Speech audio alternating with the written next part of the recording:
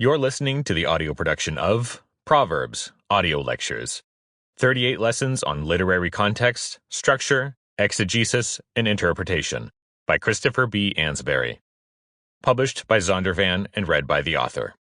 These audio lectures are a unique learning experience. Unlike a traditional audiobook's direct narration of a book's text, this production includes high-quality live recordings that cover the important points from each chapter as well as relevant material from other sources.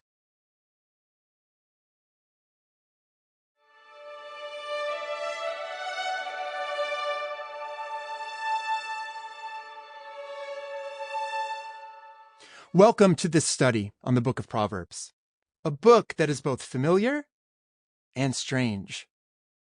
In a world dominated by sound bites, tweets, and memes, the terse expressions in Proverbs are familiar sights and sounds. Among these familiar sounds, some of the sayings represent well-known melodies in the Christian community's life, common tunes that shape the believer's thinking and conduct.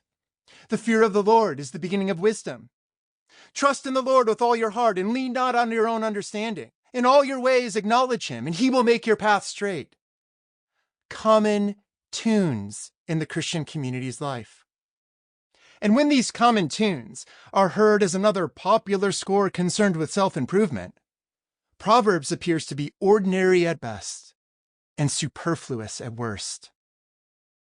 The book of Proverbs attends to the ordinary, but it's far from ordinary in the canon of Scripture. It's strange. In fact, from a literary perspective, the book's an anomaly. There is nothing else like Proverbs in the canon of Scripture.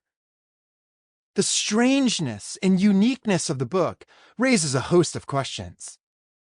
How should we read the book of Proverbs?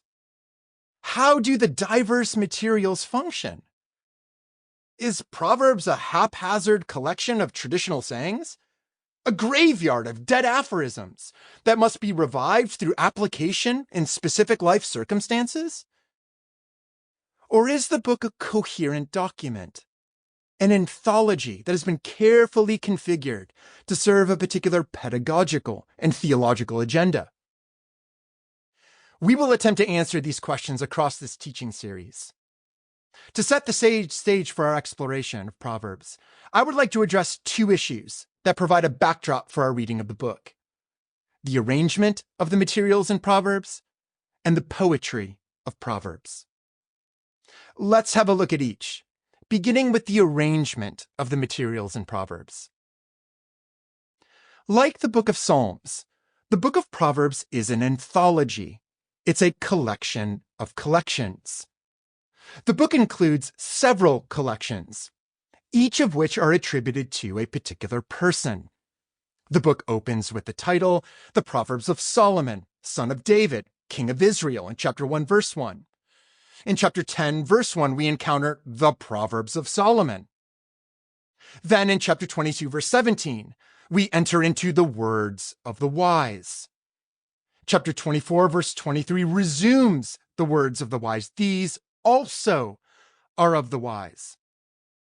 Then in Proverbs 25:1, we find the Proverbs of Solomon, which the men of Hezekiah, king of Judah, transcribed.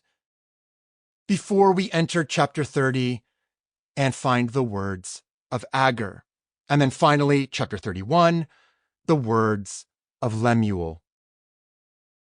These titles reveal the structural contours of the book of Proverbs. Think of it this way.